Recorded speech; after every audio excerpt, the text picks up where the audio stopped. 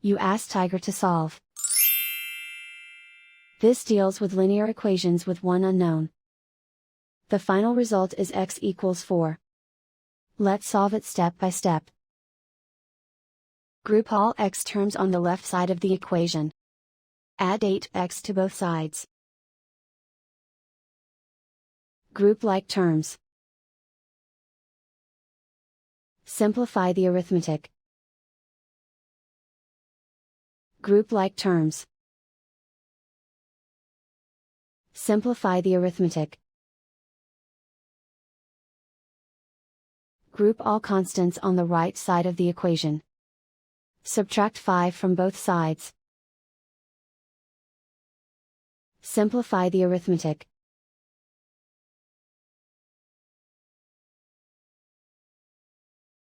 Isolate the x. Divide both sides by 4. Simplify the fraction.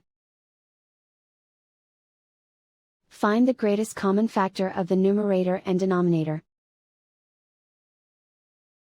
Factor out and cancel the greatest common factor. And so the final result is x equals 4.